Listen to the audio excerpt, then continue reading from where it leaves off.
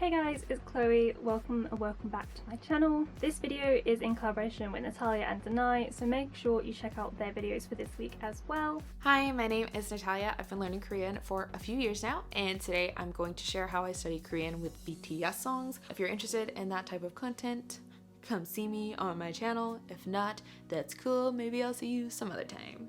Hey everyone, my name is Danai. I have been learning Chinese for around 2.5 years now, and in this week's video I'm going to be talking about how to learn Chinese through C-dramas, although I'm pretty sure you could use these tips for any language. So if you're interested, come and check out my channel, and I'll see you there. Bye! Today's video is all about learning Japanese with manga. So if you saw last week's video, which was all about learning languages through reading, I did briefly mention native content as a potential reading resource, so we're going to deep dive into that a little bit more this week. So there is some discourse about whether learning Japanese with manga and anime is actually any good, and personally, as long as you're not just outright repeating what you read or what you hear, I don't see any harm in it. So first and foremost, why learn Japanese with manga? Besides the obvious reasons like it's fun, you can learn new grammar, new vocabulary, and just generally improve your reading comprehension, the big one compared to graded readers and textbooks and things like that is that you will learn a wider range of types of Japanese. So textbooks designed for learners generally focus on polite forms. Obviously they include plain form, but it's normally a more formal way of speaking Japanese. So using native content, you will pick up on a lot of colloquialisms, more casual phrases, maybe even different dialects, different accents, things like that. So especially if you're more advanced in Japanese, this can be a great way to kind of fill in some gaps that textbooks don't necessarily teach you. So let's get right into the process. Now obviously this is just how I do things. If there's anything that doesn't resonate with you, feel free to just discard it and do your thing. So first and foremost, choosing which series to read. Now there's two things I think you should consider. First and foremost, is it appropriate for your level? Now obviously being native content, it's going to be a little bit harder than materials designed for learners. But for example, manga for children, slice of life manga, those are two examples that could be good for kind of lower levels, whereas things like sci-fi, fantasy, where there's going to be a lot of made-up words, might be better for more advanced learners. Also choosing something you're familiar with, whether you've seen the anime or read the manga in English, just so you kind of know the story a little bit better, so then you're not going in completely clueless about the plot or the characters, anything like that. You have a rough idea of what's coming. It can also help a lot when you know the context of the story to pick up on any words you don't know, things like that. So for me, I like to work through Carnival. I have it in Japanese and in English.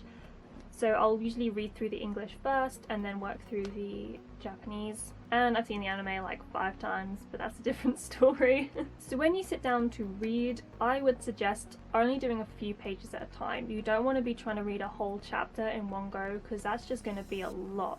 There's going to be a lot of information to process, and it can get pretty overwhelming pretty quickly. So even if you just do 2 or 3 pages at a time, that can give you time to kind of process the information, focus on actually learning the new things that you're picking up from the chapter, and your brain isn't going to be completely overloaded with all the Japanese. So what I like to do is read through each section 3 times. The first time is just a read through. I will just read it. I don't stop to look anything up. I will just read it, highlight anything I don't know to come back to later, just so I can see how much I do know, how much I can pick up from context, and how much I just don't have a clue about. And then the second read through, not so much a read through, but I'll go back through anything that I've highlighted. I will look it up in dictionary or on an app or whatever. I will find the meanings, the translations or whatever, and make a note of them. And then I will read it through a 3rd time, see how much I can remember from the second read through, see what needs some more work. So obviously this depends on you. Maybe you'll only want to read it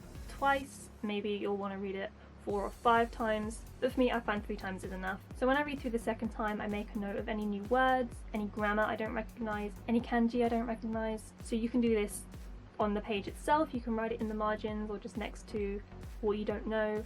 You can write it with a sticky note and stick it in the page. You can take that out later once you've learned everything. You can have a separate notebook for it. This all really depends on you, but I think it's a good idea to have a note of it somewhere so you can focus on what you don't know, essentially. So even if you have like a mini vocab list, maybe there's 5 words you didn't know in the story, take the time to learn those 5 words. You can use apps like Memrise Quizlet to drill the new vocab, because if you're not taking the time to actually learn the things you don't know, it's kind of a wasted exercise. So when you're going through the second time, it might be a good idea to have reference material on hand. This can be an app, this could be a book, whatever floats your boat. I have a couple of grammar reference books, so I have this dictionary and I have Essential Japanese Grammar by Tuttle. So these are both really good.